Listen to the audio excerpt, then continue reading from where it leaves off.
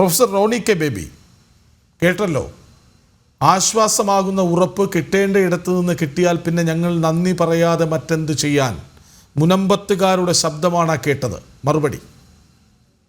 ഞാൻ മുനമ്പത്തുകാരുടെ ശബ്ദത്തെക്കുറിച്ച് എന്നോട് സംസാരിക്കാൻ വേണ്ടി ആഗ്രഹിക്കുന്നില്ല. ഏതാനും സമയം മുമ്പാണല്ലോ BJPയുടെ സംസ്ഥാന പ്രസിഡന്റ് രാജീവ് ചന്ദ്രശേഖർ അദ്ദേഹത്തിന്റെ ഒരു പ്രസ്താവന കൂടി ഒന്ന് ജനം TV ഒന്ന് ചർച്ച ചെയ്യുന്നത് നല്ലതായിരിക്കും.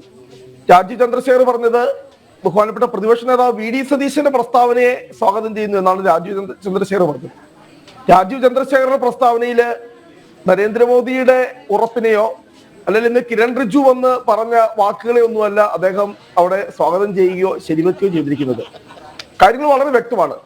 നമ്മളെല്ലാം ഇവിടെ ബഹുമാനപ്പെട്ട ഫിലിപ്പ് പറഞ്ഞ വാക്കുകളൊക്കെ നമ്മൾ കേട്ടു.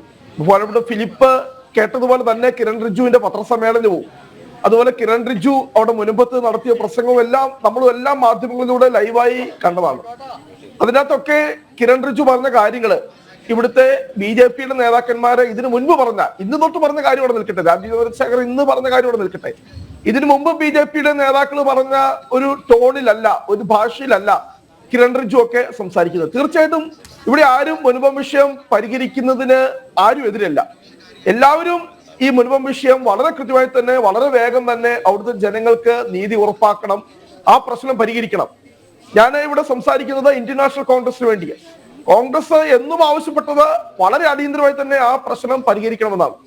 പക്ഷേ ഈ മുൻപം വിഷയത്തെ മുന്നിൽ നിർത്തിക്കൊണ്ട് ഇവിടെ നടത്തിയ വലിയ നുണപ്രചരണങ്ങൾ ഉണ്ടായിരുന്നല്ലോ.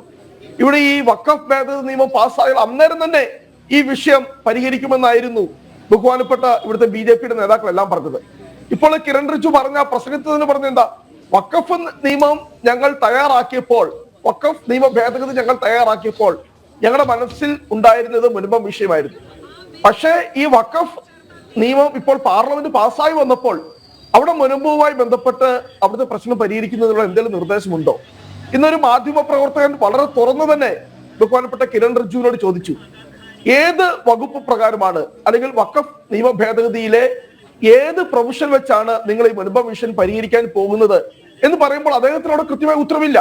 അല്ലെങ്കിൽ ജോർജ് കുര്യന് ആ വേദിയിൽ ഉണ്ടായിരുന്ന ജോർജ് കുര്യന് കൃത്യമായ ഉത്തരവില്ല. അപ്പോൾ ഇവിടെ ഞങ്ങൾ ഇവിടെ BJPയെ വിമർശിക്കുവാനോ അല്ല കേന്ദ്ര സർക്കാരിനെ വിമർശിക്കുവാൻ വേണ്ടിയോ അല്ല ഞാൻ ഇവിടെ ആഗ്രഹിക്കുന്നത്. കാരണം നമ്മൾ വസ്തുതകളെ കാണണം. ഇവിടെ ഈ മുൻപം വിഷയം വഖഫ് നിയമം ഇവിടെ പാസ്സാക്കി കഴിഞ്ഞാൽ ഇവിടെ പരിഹരിക്കുവാൻ കഴിയില്ല, അതുമായി ഈ വിഷയത്തിന് ബന്ധമില്ല. ഈ മുൻപം വിഷയം ഒരിക്കലും വഖഫ് നിയമത്തിലൂടെ പരിഹരിക്കുവാൻ കഴിയുന്നതല്ല എന്നതായിരുന്നു ഞങ്ങളുടെ വളരെ കൃത്യമായ നിലപാട്. അതുകൊണ്ടാണല്ലോ ഇന്ന് രാജീവ് ചന്ദ്രശേഖറിന് ബഹുമാനപ്പെട്ട പ്രതിപക്ഷ നേതാവിന്റെ നിലപാടിനെ സ്വാഗതം ചെയ്യേണ്ടി വന്നത്. ഞങ്ങൾ ആദ്യം തൊട്ട് പറഞ്ഞ എന്താണ്, സംസ്ഥാന സർക്കാർ ഒരു 10 മിനിറ്റ് വിചാരിച്ചു കഴിഞ്ഞാൽ, അത് തന്നെ ഇപ്പോൾ കിരൺ റിജ്ജു പറയുന്നത്, കോടതികളിലൂടെ പോയി ഈ വിഷയം പരിഹരിക്കണം. എന്താ കിരൺ റിജ്ജു പറഞ്ഞത്? സ്റ്റേറ്റ്മെന്റ് ഞാൻ വായിക്കാം. Can take away A matter which sub judice. അദ്ദേഹം പറഞ്ഞതാ, കോടതിയുടെ പരിഗണനയിൽ ഇരിക്കുന്ന ഒരു വിഷയത്തിൽ നമുക്ക് നിയമം നിർമ്മിച്ചുകൊണ്ട് അതിന്റെ അകത്ത് പരിഹരിക്കുവാൻ കഴിയില്ല എന്നാണ് ഇന്ന് ബഹുമാനപ്പെട്ട കിരൺ റിജ്ജു പറഞ്ഞത്. അദ്ദേഹം ആ പറഞ്ഞത് സത്യസന്ധതയെ ഞാൻ അഭിനന്ദിക്കുകയാണ്. കിരൺ റിജ്ജു പറയാൻ കാണിച്ച ആ സത്യസന്ധതയെ ഞാൻ അഭിനന്ദിക്കുക. അത് തന്നെയാണ് അദ്ദേഹം ലോക്സഭയിൽ പറഞ്ഞത്, രാജ്യസഭയിൽ പറഞ്ഞത്. പിന്നീട് നടന്ന ഇന്റർവ്യൂവില് മുൻപം വിഷയം വളരെ പ്രത്യേകമായി കൃത്യമായി അദ്ദേഹത്തിന് എടുത്തു ചോദിച്ചപ്പോൾ അദ്ദേഹം പറഞ്ഞത് എന്താ, കോടതികളിലൂടെ. പക്ഷെ ഇവിടെ വിഷയം വീണ്ടും സങ്കീർണമാകുക. നമ്മൾ ആ ഒരു യാഥാർത്ഥ്യം മനസ്സിലാക്കണം. വഖഫ് ട്രൈബ്യൂണൽ ഇപ്പൊ വളരെ കോംപ്ലിക്കേറ്റഡ് ആയി മാറുന്ന വിഷയം. ഞാൻ ഒന്നിടപെട്ട് ചോദിച്ചോട്ടെ, മുനമ്പത്തെ ജനങ്ങൾ നിയമ പോരാട്ടം തുടരേണ്ടി വരും. കോടതിയുടെ പരിഗണനയിൽ ഇരിക്കുന്ന വിഷയമായതിനാൽ നിയമവഴിയിലൂടെ തന്നെ പരിഹാരം കാണണം. പക്ഷേ മുനമ്പത്തുകാർക്കൊപ്പം ഞങ്ങൾ ഉണ്ടാകും എന്നൊരു വാക്കുണ്ടല്ലോ, ആ വാക്ക് ഉറക്കെ പറഞ്ഞതാണല്ലോ, കേരളം മുഴുവൻ കേട്ടതാണല്ലോ, രാജ്യമാകെ കേട്ടതാണല്ലോ. ആ ഉറപ്പിനെയാണ് ആഗ്രഹ സബലീകരണമെന്ന ഒറ്റ വാക്കിൽ മുനമ്പത്തുകാർ നന്ദി വാക്കായി പറയുന്നത്. അതിലെന്താണ് തെറ്റ്? കോടതിയുടെ പരിഗണനയിലിരിക്കുന്ന കാര്യം അതിലൂടെ പരിഹരിക്കപ്പെടട്ടെ. പക്ഷേ ട്രിബ്യൂണൽ വിധി വന്നാൽ മുനമ്പത്തുകാർക്ക് വെറുതെ ഇരിക്കേണ്ട കാര്യമില്ല, ഹൈക്കോടതിയെ സമീപിക്കാം, സുപ്രീം കോടതിയെ സമീപിക്കാം, ശരി വിജയിക്കട്ടെ എന്നല്ലേ പറയുന്നത്. അതിലെന്താണ് തെറ്റ്? ആദ്യം മുതൽ തന്നെ ഞങ്ങളെടുത്ത നിലപാട് അതായിരുന്നല്ലോ. ഞങ്ങളുടെ ബഹുമാനപ്പെട്ട നേതാക്കൾ ഇവിടെ ഫിലിപ്പ് ജോസഫ് അത് നിഷേധിക്കുമെന്ന് എനിക്ക് തോന്നുന്നില്ല. ഞങ്ങളുടെ ബഹുമാനപ്പെട്ട പ്രതിപക്ഷ നേതാവ് ഉൾപ്പെടെ UDFന്റെയും കോൺഗ്രസിന്റെയും മുതിർന്ന നേതാക്കളെല്ലാം അവിടെ മുനമ്പത്ത് നിന്ന് ജനങ്ങൾക്ക് ഉറപ്പ് കൊടുത്തതാണ്, നിങ്ങളുടെ പോരാട്ടത്തിനൊപ്പം ഞങ്ങൾ ഉണ്ടാവും, ഈ പ്രശ്നം പരിഹരിക്കോളം വരെ ഇത് പരിഹരിക്കണം, ഇത് പരിഹരിക്കരുത് എന്ന് ആരെങ്കിലും പറഞ്ഞോ? ഇത് പരിഹരിക്കണം. പക്ഷെ ഞങ്ങൾ വളരെ അതിനകത്ത് സത്യസന്ധമായി പറഞ്ഞു, കാരണം ഇവിടെ വഖഫ് ഭേദഗതി നിയമം പാസ്സാക്കി കഴിഞ്ഞാൽ ഈ വിഷയം പരിഹരിക്കാൻ കഴിയില്ല എന്ന് പ്രൊഫസർ റോണിക്ക് ബേബി, ശ്രീ ഫിലിപ്പ് ജോസഫിന് മറുപടി പറയാനുണ്ട്. അദ്ദേഹം ഇടപെട്ടോട്ടെ സാർ, ഞാനൊന്ന് ഇടപെട്ടോട്ടെ. പറയണം സാർ, ഞാനൊന്ന് ഇടപെട്ടോട്ടെ. സാർ, ഈ സംസാരിക്കുന്ന റോണി കെ ബേബിക്ക് ഒന്നും നഷ്ടപ്പെടാനില്ല. ഞാനൊരു വീട് നഷ്ടപ്പെടുന്ന ഒരു വ്യക്തിയാണ്. എനിക്ക് ഈ നിയമം ഇന്നിവിടെ ഉണ്ടായിരുന്നെങ്കിൽ എൻ്റെ വീട് നഷ്ടപ്പെടും. സാർ, സത്യനന്ദിക്കാടിൻ്റെ ഒരു സിനിമയുണ്ട് യാത്രക്കാരുടെ ശ്രദ്ധയ്ക്ക്. അതായത് അതിൽ ഗോപാലൻ എന്ന് പറയുന്ന ഒരു ക്യാരക്ടറാണ്. അതാണ് എനിക്ക് റോണി കെ ബേബിനെ കാണുന്നത്. അതായത് അയ്യോ ഭഗവാനെ അപ്പനെ രക്ഷിക്കണം, എന്നാലും ഞാൻ അവനെ കോടതി കയറ്റുമെന്ന് പറയുമല്ല. റോണി കെ ബേബി, എനിക്ക് സംസാരിക്കുന്നത് ഞാൻ ആരുടെയും വാക്ക് കേട്ടിട്ടല്ല ഞാൻ സംസാരിക്കും. ഞാൻ എൻ്റെതായ കാര്യങ്ങളാണ് സംസാരിക്കുന്നത്. അല്ലാതെ നിങ്ങളുടെ പോലെ പാർട്ടി ഓഫീസിൽ നിന്ന് പറയണതും കേട്ടിട്ട് വന്ന് സംസാരിക്കണമല്ല, അല്ല അരമനയിൽ നിന്ന് കേട്ടിട്ട് പറഞ്ഞിട്ട് വന്ന് സംസാരിക്കണമല്ല. എനിക്ക് വീട് നഷ്ടപ്പെടുന്നവനാണ്. എനിക്ക് എൻ്റെതായ കാര്യങ്ങളുണ്ട്. അപ്പം നിങ്ങൾ ഇരുന്നുണ്ട് ഞങ്ങളെ ശരിയാക്കാം. പക്ഷെ ഞങ്ങൾക്ക് ഇന്ന് കിട്ടിയ ഒരു ഉറപ്പുണ്ട്, നരേന്ദ്രമോദിയുടെ ഉറപ്പ്. അതിപ്പോൾ നിങ്ങൾക്ക് അതിൽ അസൂയ പൂണ്ടിട്ടൊരു കാര്യമില്ല. നിങ്ങൾക്ക് പല ലക്ഷ്യങ്ങളുണ്ടാവും, നിങ്ങൾക്ക് പല അജണ്ടകളും പൊളിഞ്ഞു പോയി, നിങ്ങളുടെ പല പ്ലാനുകൾ പൊളിഞ്ഞു പോയി, നിങ്ങൾക്ക് പല പ്രോപ്പഗാൻഡകൾ ഉണ്ടായിരുന്നു. പക്ഷെ ഞങ്ങൾക്കൊരു ലക്ഷ്യം ഉണ്ടായുള്ളൂ, ഉള്ള വീട് കാത്തു സൂക്ഷിക്കണം. അത് പിന്നെ നിങ്ങൾക്ക് വേറൊരു ലക്ഷ്യം. ഞങ്ങൾക്ക് പിന്നെ നിങ്ങൾ പറയണ പോലെ ഞങ്ങൾ മാതാവിൻ്റെ, ഞാൻ ഈ ഇരുന്ന് നിങ്ങളുടെ മുമ്പിൽ നിന്ന് സംസാരിക്കണം മാതാവിൻ്റെ മണ്ണിലിരുന്നിട്ടാണ്. ആ മാതാവുണ്ട് ഞങ്ങളുടെ കൂടെ. അല്ലാതെ നിങ്ങളുടെ പോലെ ഞങ്ങൾക്കൊരു അയാളുടെ പോയിട്ട് പോയി പെർമിഷൻ എടുത്തിട്ടൊന്ന് സംസാരിക്കും. ഞാൻ വഴിയിൽ നിൽക്കണം, എന്നോട് ചർച്ചയ്ക്ക് ഇരിക്കുമെന്ന് വെച്ചപ്പോൾ ഞാൻ കയറിയിരുന്നാൽ, അല്ലാതെ ഞാൻ മറ്റേ പാർട്ടി ഓഫീസിൽ നിന്ന് കയറി വന്ന് ഇരിക്കുന്ന ആളല്ല. ഞാനല്ലാതെ ഞാനൊരു അരമനയിൽ പോയി സംസാരിച്ചിട്ട് വന്നിരിക്കുന്ന ആളല്ല. ഞാൻ ഇവിടെ വീട് നഷ്ടപ്പെടുന്ന ഒരുത്തനാണ്. അല്ലാതെ നിങ്ങൾ അതാണ് പറഞ്ഞത്, നിങ്ങൾക്ക് മോൻ ചത്താലും കുഴപ്പമില്ല, മരുമോളുടെ കരച്ചിൽ കാണണമെന്നും പറഞ്ഞ് കിടക്കണ ഈ സ്വഭാവം നിർത്ത് ദൈവത്തോർത്ത്. ഞങ്ങൾ മോനമ്പൻ ജനത 1965 ജീവിക്കണം. ഞങ്ങൾ 2025 നിങ്ങളുടെ ക്യാപ്സ്യൂളൊക്കെ നിങ്ങൾ വീട്ടിൽ വെച്ചിട്ട് വാ. വീട്ടിൽ പിള്ളേരെ പറഞ്ഞു പഠിപ്പിക്കുന്നതൊക്കെ ഞങ്ങളെ പറഞ്ഞു പഠിപ്പിക്കല്ലേ. ഞങ്ങൾക്ക് ഇന്ന് മോദി തന്നൊരു ഉറപ്പുണ്ട്. ഞങ്ങൾ ആ ഉറപ്പിൽ വിശ്വസിച്ചിരിക്കണം. ഞങ്ങൾക്ക് 100% വിശ്വാസമുണ്ട് അതിൽ. നിങ്ങൾക്ക് ഒന്നും നഷ്ടപ്പെടാനില്ല. എൻ്റെ വീട് നഷ്ടപ്പെട്ടിട്ട് ഞാൻ താമസിക്കുന്ന വീട് നഷ്ടപ്പെടുന്നതിന്റെ വേദന എനിക്കാണ്. ഒരു മനുഷ്യൻ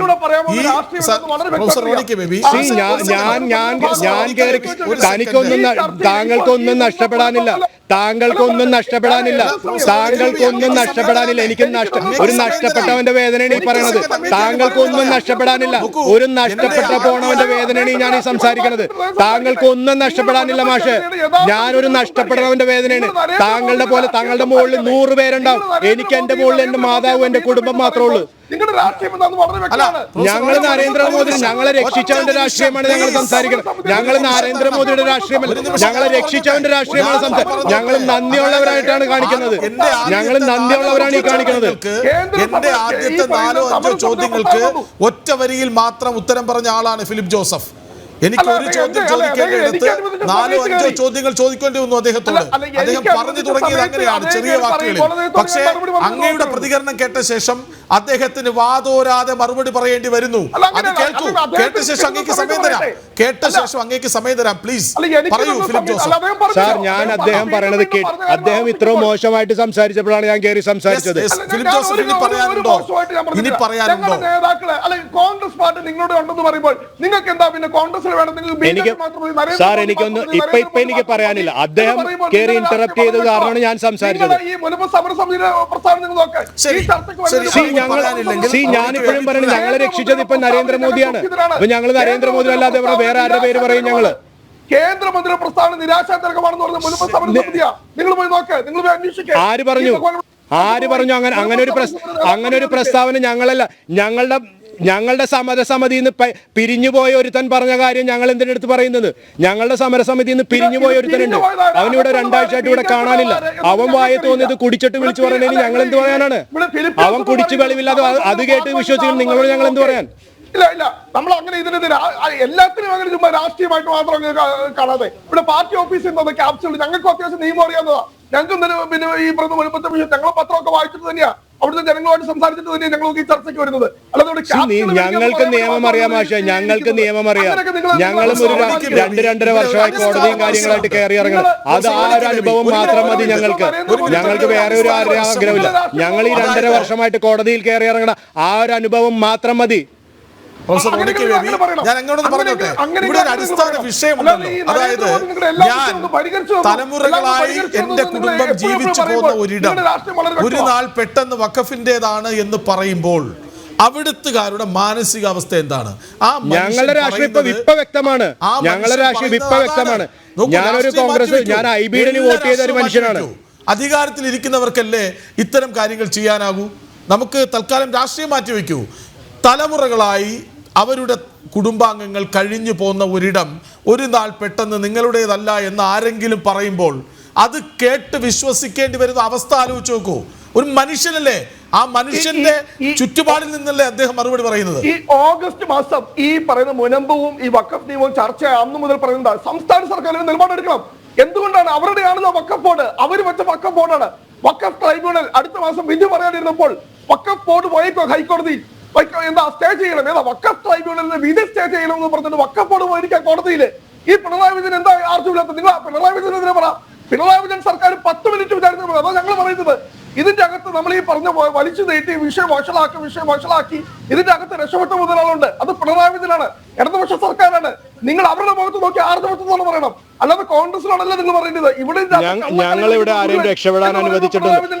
ഞങ്ങൾ പറയാനുള്ളത് എല്ലായിടത്തും പറഞ്ഞിട്ടുണ്ട്, സംസാരിക്കേണ്ടവരോടത്ത് സംസാരിച്ചിട്ടുമുണ്ട്. ഞങ്ങൾ ഈ അമെൻമെന്റ് വന്നിട്ട് 2 ആഴ്ചയായിട്ടുള്ളൂ. ഇപ്പൊ ഞങ്ങൾക്കറിയാം ഇതിന് സമയമെടുക്കുമെന്ന്.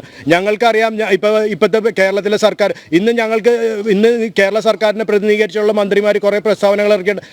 അത് നിങ്ങൾ കേട്ടു നോക്കും. ഞങ്ങളിതെല്ലാം കേൾക്കണേണ്. അല്ലാതെ ഇനിയിപ്പോൾ നിങ്ങൾ പറഞ്ഞ പോലെ പിണറായി സാറിന്റെ പുറകെ പോകാനല്ല. ഞങ്ങൾക്കറിയാം, ഞങ്ങൾക്ക് ഓൾറെഡി അവർ തന്നിട്ടുണ്ട് കാര്യങ്ങളെല്ലാം. ഞങ്ങൾ കാണുന്നുണ്ട്, ഇതെല്ലാം ഞങ്ങൾ കാണുന്നുണ്ട്. അവർ പറയുന്നതെല്ലാം കാണുന്നുണ്ട്. ഇന്ന് അവരുടെ പ്രസ്താവനകളുണ്ടല്ലോ, അവരുടെ പ്രസ്താവനകളിൽ ഞങ്ങൾക്കറിയാം ഇതൊരു ജുഡീഷ്യറി ഇൻവോൾവ് ആയിട്ടുള്ള ഒരു കാര്യമാണ്. അപ്പോൾ അതിൻ്റെതായ സമയമെടുക്കും. പക്ഷെ ഇന്ന് ഞങ്ങൾക്ക് കിട്ടിയ ഒരു ഉറപ്പ് ഞങ്ങൾക്ക് ആശ്വാസമാണ്.